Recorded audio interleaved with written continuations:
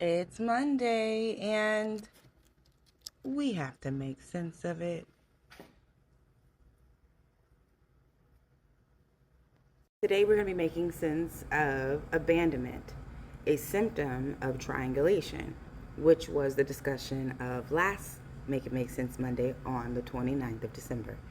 So be sure to go catch that video if you haven't already. Let's jump into this. When abandonment happens, especially through the route of triangulation, exclusion, or silence, the brain does not interpret that as emotional discomfort. It interprets it as, I'm not safe.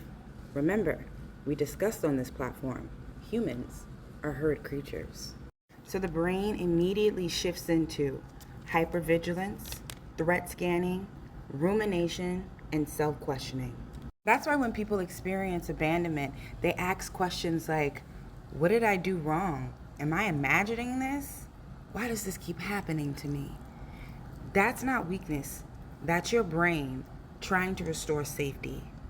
Abandonment rewires how you relate to people. It can create over-explaining, people-pleasing, the fear of being direct, or the opposite, emotional withdrawal and shutdown. The lesson that is learned is if I speak up, I'll be punished. But if I stay silent, I'll survive. So people stop communicating, not because they don't have an opinion, not because they don't have communication skills. They learned that silence is how they stay safe. What's happening physiologically? This is the part people miss. You can experience the release of cortisol, a well-known stress hormone, as well as adrenaline and inflammatory responses. Symptoms that you may feel is tightness in your chest, nausea, pressure in your head or face, disruption in your sleep. And this is all because the nervous system is responding to the relational rupture as a survival threat. Triangulation does not just exclude you. It invalidates your reality. It says, we'll talk about you, not to you. You don't get to access clarity, and you do not get resolve or repair. That combination, abandonment paired without explanation, is one of the most devastating things the nervous system can experience, because the body cannot heal what the mind is not able to name. Healing doesn't happen by just getting over it. Healing happens by actively and outwardly naming it. And right now, what is happening for me in my nervous system is abandonment, orchestrated by triangulation. And this isn't if I'm thinking that I'm seeing it, this just recently happened. I tell my story that my cousin just lost her son. And I made a video in response to how my family was reacting to the loss of her son. And I said in the video, you get to be mad at God because he took your son on your birthday. And so if anger is what comes up, you get to put that on God. And my family that has already took my daughter from me against court orders, they told her that she needs to stop talking to me.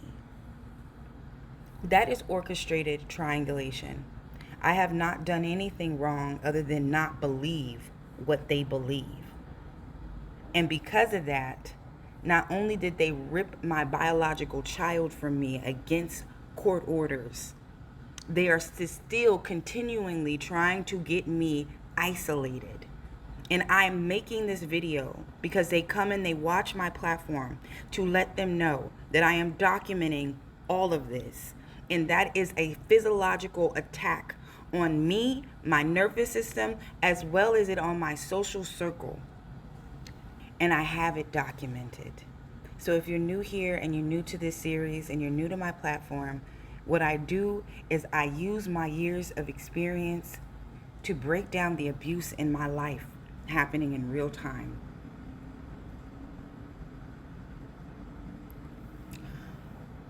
My cousin, it hasn't been 30 days since she lost her son. She was already being told to stop talking to me. And they know me and her are like this. And they will hide behind, oh, I'm just looking out for her best interest, which is why I made this video, because what you actually suggested and was orchestrating would have been catastrophic to both of our nervous systems. So you would have been hurting the person that you, quote unquote, was trying to protect. Make it make sense.